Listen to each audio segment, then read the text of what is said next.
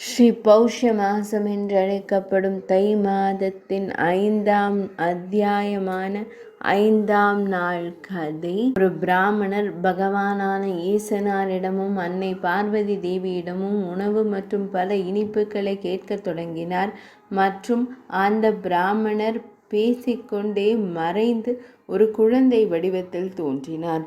அப்போது பகவான் ஸ்ரீ நாராயண முனிவரிடம் ஒரு பிராமணர் வடிவில் அங்கு வந்த ஸ்ரீஹரி மறைந்ததும் அன்னை பார்வதி தேவியும் சங்கரனாரும் பிராமணரை தேடி அலையத் தொடங்கினர். அப்போது அன்னை பார்வதி தேவி, விபர்பரே, தாங்கள் பசி மற்றும் வேதனையால் மிகவும் துன்பப்பட்டீர்கள். பகவானே, நீங்கள் எங்கே சென்றீர்கள்? தயவு செய்து எனக்கு தரிசனம் தந்து என் உயிரை காப்பாற்றுங்கள் என்று கூறத் தொடங்கினார். இறுதியாக தேவி சிவனாரிடம், சிவனாரே, விரைவாக எழுந்த அந்த பிராமணரை தேடுங்கள் என்று கூறத் தொடங்கினார். அவர் ஒரு கணம் சோகமான இதயத்துடன் நம் முன் வந்தார். கடவுளே, ஒரு விருந்தினர் பசியால் அவதிப்பட்டு ஒரு இல்லத்தரசரின் இல்லத்திலிருந்து வழிபடப்படாமல் போனால் அந்த இல்லத்தரசரின் வாழ்க்கை அர்த்தமற்றதாகிவிடாது. அவரது மூதாதையர்கள் கூட அவர் வழங்கிய பிண்டதானம் மற்றும் தர்ப்பணத்தை ஏற்றுக்கொள்வதில்லை. அக்னி தனது தெய்வீகத்தை ஏற்றுக்கொள்வதில்லை. அவர் அளிக்கும் மலர்கள் மற்றும் தண்ணீரை தெய்வங்கள் ஏற்றுக்கொள்ளாது. ஹவிசு மலர்கள் எல்லா நீரும் திரவமும் மதுவை போல ஆகின்றன. அவருடைய உடல் மதுவை போல ஆகிறது. அதன் தொடுதல் உடலை அளிக்கிறது. இதற்கிடையில் வானத்திலிருந்து ஒரு குரல் கேட்டது. அது கவலையுடனும் துக்கத்துடனும் இருந்த தெய்வத்தால் கேட்கப்பட்டது. வானத்திலிருந்து வந்த ஒரு குரல், உலகத்தாயே, அமைதியாக இருப்பாய். ஆலயத்தில் உன் மகனை காண்பாய். விஸ்தான் உண்மையான கோலோகம். முழு நிலவில் பிரகாசிக்கிறார். பகவான் ஸ்ரீ கிருஷ்ணர் அங்கே இருக்கிறார். அவர் சுப்புண்ணியக்க விரத வடிவில் உள்ள மரத்தில் நித்திய பழம். யோகிகள் தொடர்ந்து மகிழ்ச்சியான மனதுடன் தியானிக்கும் அழியாத பிரகாசம். ஸ்ரீ வைஷ்ணவர்கள் பிரம்மா, விஷ்ணு மற்றும் சிவபெருமான் அவரது தியானத்தில் இருக்கிறார்கள். ஒவ்வொரு கல்பத்திலும் முதலில் வணங்கப்படுபவர். யாருடைய மரணத்தால் அனைத்து தீமைகளும் அளிக்கப்படுகின்றன. நல்லொழுக்கத்தில் உருவகமாக இருக்கிறாரோ கோயிலில் அமர்ந்திருக்கும் தங்கள் மகனை காணுங்கள். ஒவ்வொரு கல்பத்திலும் தாம் தியானிக்கும் நித்திய அருளின் உருவகம் மற்றும் முக்தியை அளிப்பவன். பக்தர்களின் அருளின் உருவகமாக திகழ்பவர். அவரது முகம். அவரை காண்பாய். கல்ப விருட்சத்தின் பலனாக இருப்பவனை காண்பாய். தவம் செய்து லவநேதத்தில் கோடிக்கணக்கான காமதேவர்களை யார் அவமதிக்க இயலும்? உங்கள் அழகான மகனை காணுங்கள். தேவி, நீங்கள் ஏன் அழுகிறீர்கள்? அவர் பசியுள்ள பிராமணர் அல்ல. அவர் நுழைவாயிலில் சுமாஜனார்த்தனன். நீங்கள் அவர் விருத் என்று கூறி அவர் ஒரு விருந்தினர் என்று கூறினார். நாரத மாமுனிவர் இதை கூறி வானத்திலிருந்து வந்த குரல் அமைதியாகிவிட்டது. பின்னர் வானத்திலிருந்து அந்த குரலை கேட்டதும் அன்னை பார்வதி தேவி பயந்து தனது அரண்மனைக்குள் சென்றார். அங்கே அவர் படுக்கையில் உறங்கும் ஒரு குழந்தையை கண்டாள். அவர் மகிழ்ச்சியுடன் புன்னகைத்தார். அவர் அரண்மனையின் கூரையின் உட்புறத்தை கண்டார். அவரது பிரகாசம் நூற்றுக்கணக்கான சந்திரன்களைப் போல இருந்தது. அவர் தனது ஒளியால் முழு பூமியையும் ஒளிரச் செய்தார். மகிழ்ச்சியுடன் தன்னை விருப்பத்துடன் அர்ப்பணித்து இங்கும் அங்கும் கண்டு படுக்கையில் குதித்து தனது உடலை கொடிக்க ஆசைப்பட்டு அழுதார். தேவி உமை அத்தகைய வார்த்தையை கூறிக்கொண்டிருந்தார். அந்த அற்புதமான வடிவத்தை கண்டதும் சர்வமங்கள பார்வதி தேவி திருஷ்டோகர் சங்கரனாரிடம் சென்று அவரிடம் மிகவும் நல்ல வார்த்தைகளில் உரையாடினார். பிரகஸ்பதி இல்லத்திற்கு சென்று ஆலயத்திற்குள் சென்று, ஒவ்வொரு கல்பத்திலும் நீங்கள் தியானம் செய்யும் ஒருவரை காணுங்கள்.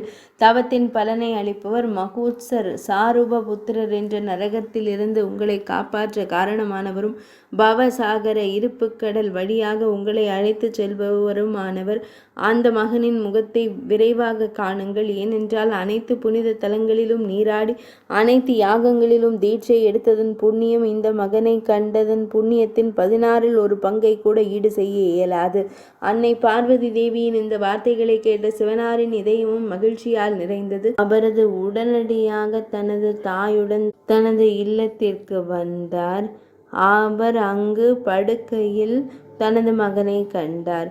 அவரது பிரகாசம் ஒரு கனவு போன்றது. பின்னர் அது எனது இதயத்தினால்தான் என்று அவர் எண்ணத் தொடங்கினார்.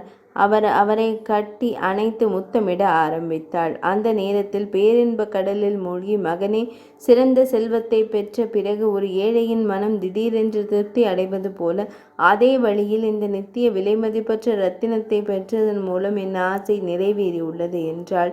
குழந்தாய், ஒரு மகனை உடைய ஒரு தாய் நீண்ட காலம் வெளியூர் சென்ற பின்னர் தன் ஒரே மகன் திரும்பி வருவதைக் கண்டு மிகவும் திருப்தியும் மகிழ்ச்சியும் அடைவது போல நானும் இந்த நேரத்தில் திருப்தி அடைகிறேன். நீண்ட காலமாக இழந்த ஒரு விலை மதிப்பற்ற இரத்தினத்தையும் வறட்சி காலத்தில் நல்ல மழையையும் பெற்ற ஒரு மனிதன் மகிழ்ச்சி அடைவது போல நானும் உங்கள் மகனை பெற்றதில் மகிழ்ச்சி அடைகிறேன். நீண்ட காலமாக உண்ணா நோன்பு இருக்கும் பசித்த மக்களின் இதயங்கள் சிறந்த உணவை கொடுத்ததில் மகிழ்ச்சி அடைவது போல என் இதயமும் மகிழ்ச்சியால் நிறைந்துள்ளது. இதை கூறி பார்வதி தேவி தனது குழந்தையை மடியில் எடுத்து அன்புடன் பால் ஊட்டினார்.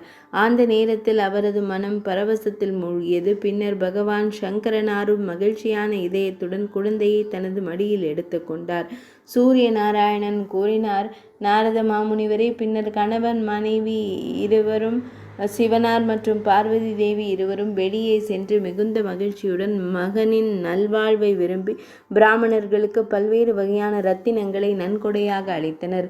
பிச்சைக்காரர்களுக்கும் கைதிகளுக்கும் பல்வேறு வகையான பொருட்களை விநியோகித்தார். அந்த சந்தர்ப்பத்தில் சங்கரனார் பல்வேறு வகையான இசை கருவிகளை வாசித்தார்.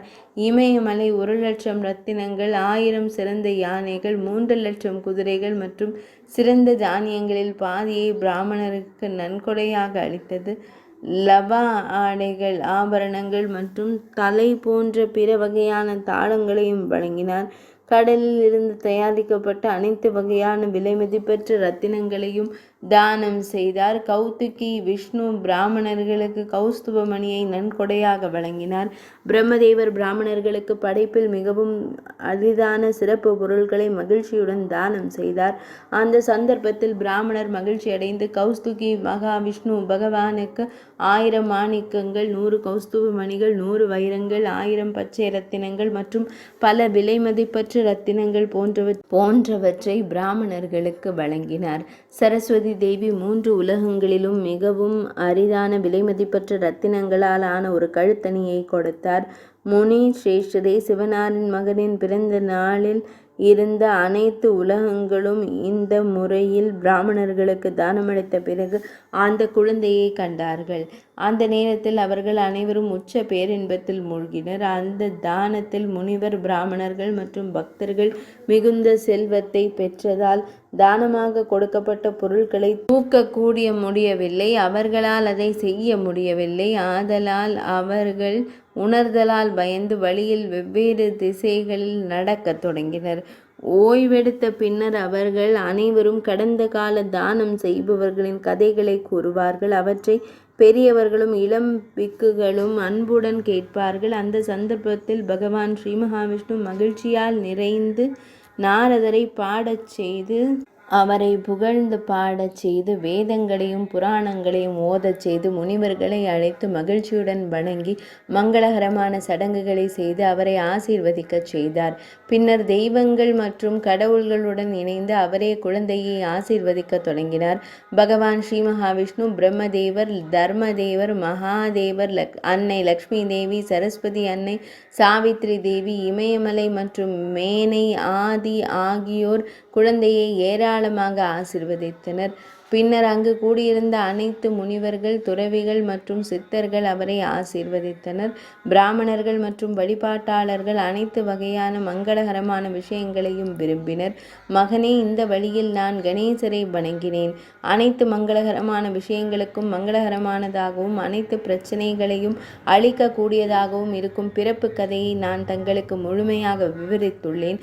இந்த மங்களகரமான அத்தியாயத்தை மிகுந்த செறிவுடன் கேட்பவர் அல்லது படிப்பவர் அனைத்து மங்களகரமான விஷயங்களால் நிரப்பப்பட்டு மங்களகரமான விஷயங்களின் இருப்பிடமாக மாறுகிறார்.